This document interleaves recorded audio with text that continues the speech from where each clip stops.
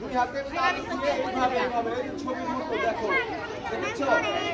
হাতের তালুতে ব্যবহার করে এইভাবে কি করতে হবে? ঘষতে হবে। সাবান নিয়ে রাখলে কাজ হবে না, এটা কি করতে হবে? এভাবে সালমা যেভাবে ঘষছে,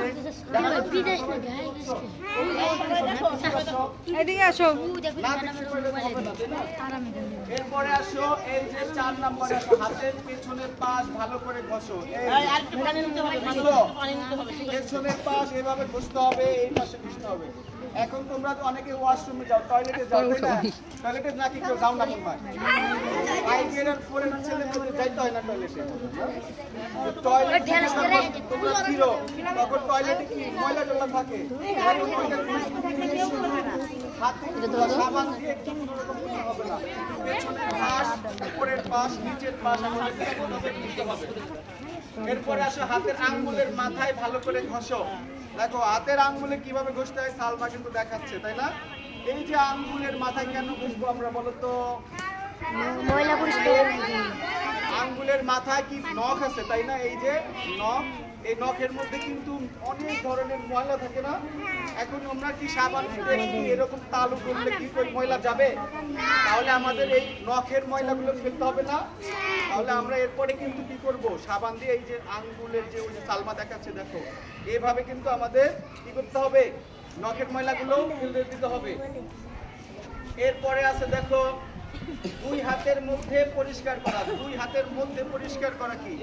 আমাদের এই যে এইভাবে করবো আমরা, দুই হাতের মধ্যে দেখো, এক হাতকে আমরা এইভাবে ধরবো আর এক হাতকে এইভাবে, সালমা দেখাচ্ছে কত সুন্দর করে দেখো, এইভাবে। এতে কি হবে দেখো, তোমার এই বাম হাতের যে ময়লাগুলো আছে এগুলোও চলে যাবে, আবার ডান হাতের ময়লাও কিন্তু চলে যাবে, তাই না?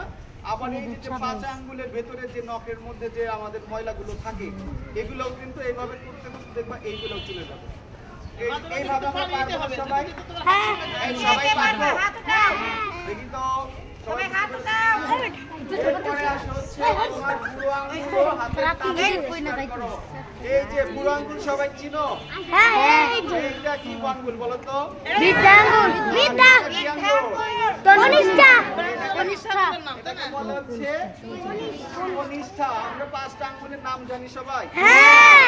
এটা কি আঙ্গুল? বৃদ্ধ আঙ্গুল বা বুড়ো আঙ্গুল। আর এটা কি বলে? তর্জনী। এটা কি? মধ্যমা। এটা কি? অনামিকা। হচ্ছে অনামিকা। আবার ইংলিশ নাম জানো এটা? এটার ইংলিশ নাম হচ্ছে রিং ফিঙ্গার। আর প্রত্যেকটা আঙ্গুল কিন্তু আমরা বৃদ্ধ আঙ্গুল সঙ্গে পরিষ্কার করবো। এবং এরপর আছে হাতের নখ পরিষ্কার করো। আমরা তো বলেছি নখ কিভাবে দেখো। এরপরে পানি দিয়ে ভালো করে হাত ধুয়ে ফেলো।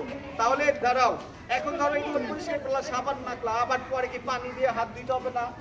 না ধুইলে কি পরিষ্কার হবে? হবে না। এরপরে আমাদের ও দেখাবে কিভাবে আমরা আবার এগুলো হাত ধুতে হবে।